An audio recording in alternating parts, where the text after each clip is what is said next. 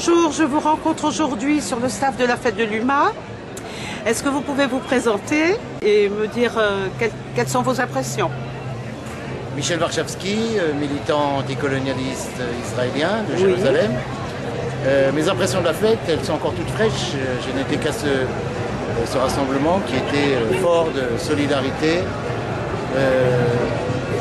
qui a vraiment montré les liens entre les combats qu'on mène partout à travers la planète, que ce soit dans les pays pauvres ou dans les pays riches, oui. Et ce besoin d'unir nos forces face à un ennemi qui est somme toute le même partout où qu'on soit. Qu'est-ce qui ressort de cette fête de cette année, plus particulièrement? Alors je ne peux pas encore vous dire, je ne suis pas là, je viens d'arriver. D'accord. Donc, ma première surprise aujourd'hui, ça a été le nombre de personnes. Je suis venu tôt le matin, qui étaient déjà là le matin, alors que c'est en général vers midi que les masses arrivent, les foules arrivent. Et je crois qu'elle est véritablement sous le signe de la solidarité internationale et de la solidarité ici en France, en Europe, face à une offensive qui se fait à tous les niveaux. Oui, j'étais là l'année dernière, il y avait eu un grand débat sur la Palestine qui était le vendredi soir, je crois. Et je vous ai recroisé à Sète aussi, lors de la marche contre Agrexco. Je vois qu'à chaque fois, il y a beaucoup de mobilisation, et on vous croise sur tous ces fronts-là.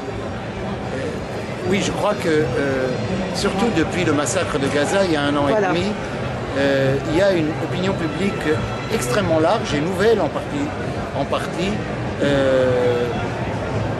de rage, je dirais, contre Israël et sa politique. Un pays qui viole toutes les lois, tous les droits, qui se conduit comme un véritable voyou dans cette partie du monde où nous nous trouvons, et une véritable prise d'opinion mondiale, dans les pays pauvres comme dans les pays riches, pour dire ça suffit, ça ne peut pas continuer comme ça, et exiger la mise au pas, quelque part, d'Israël, qu'elle respecte les règles du droit international, des droits de l'homme.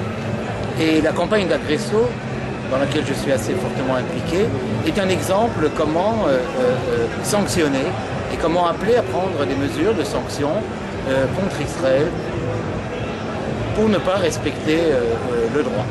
Oui, je trouve aussi qu'il y a, je ne sais pas votre avis, mais j'ai remarqué qu'il y avait de plus en plus de personnes, disons d'une manière large, de citoyens qui étaient informés ou qui cherchaient à s'informer sur la situation de la Palestine, alors que c'était moins le cas auparavant. Ah, absolument. Ça, c'est très clair dans tous les pays européens, en particulier européens, mais c'est, j'imagine, valable partout.